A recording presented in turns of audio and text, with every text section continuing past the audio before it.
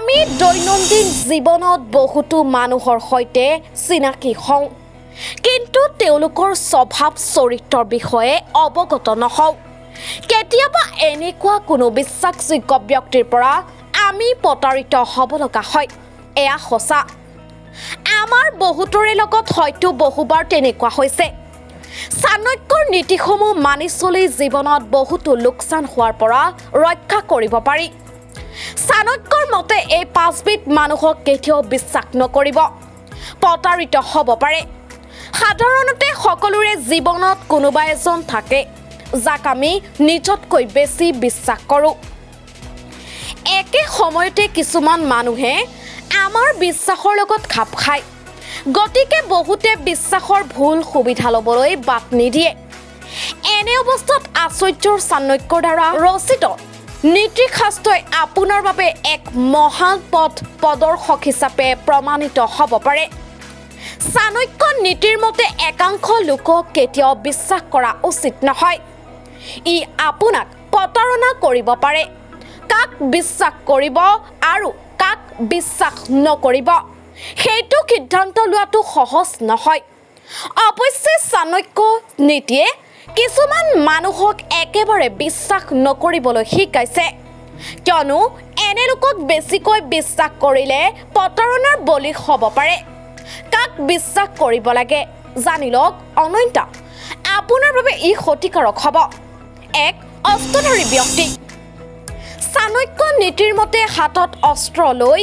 থকা ব্যক্তিক বিশ্বাস কৰাটো বিপদজনক হ'ব পাৰে এনে ব্যক্তিয়ে খঙত আক্ৰমণ কৰিবলৈ কুণ্ঠাবোধ নকৰিব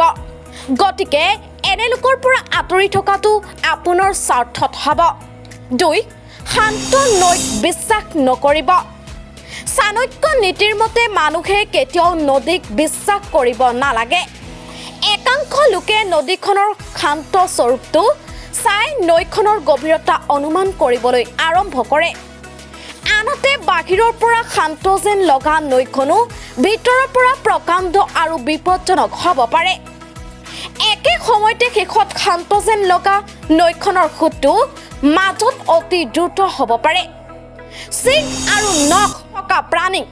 চাণক্য নীতিৰ মতে জীৱ জন্তুকো বিশ্বাস কৰাটো মূৰ্খামি কাৰণ জীৱ জন্তুৱে যিকোনো সময়তে জ্বলি উঠি আপোনাক আক্ৰমণ কৰিব পাৰে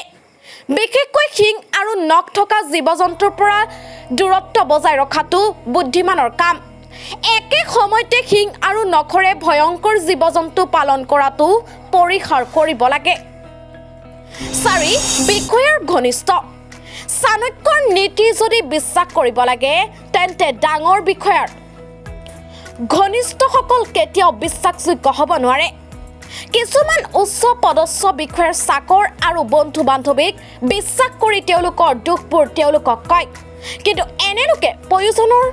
আপোনাৰ সুবিধা ল'বলৈ কুণ্ঠাবোধ নকৰে পাহৰি যোৱাৰ পিছতো এনে মানুহক কেতিয়াও বিশ্বাস নকৰিব নিজ মানুহ চাণক্য নীতিৰ মতে নিজ মানুহে কেৱল নিজৰ ভালৰ কথাহে চিন্তা কৰে গতিকে এনে মানুহক বিশ্বাস কৰাটো বিপদজনক হ'ব পাৰে একে সময়তে স্বাৰ্থপৰ মানুহৰ লগত সাৱধান হোৱাৰ বিশেষ প্ৰয়োজন আছে কাৰণ স্বাৰ্থপৰ ব্যক্তি এজনে নিজৰ অৰ্থ পূৰণৰ বাবে যিকোনো পৰিমাণে যাব পাৰে আমাৰ এই প্ৰতিবেদনটো চাই ভাল লাগিলে লাইক কৰি আমাক অনুপ্ৰাণিত কৰিব লগতে শ্বেয়াৰ কৰি সকলোকে চোৱাৰ সুযোগ দিব আৰু আমাৰ পেজটো ফলো কৰি আগুৱাই যোৱাত সহযোগ কৰিব লগতে ইউটিউবত চাই থাকিলে চেনেলটো ছাবস্ক্ৰাইব কৰিব ধন্যবাদ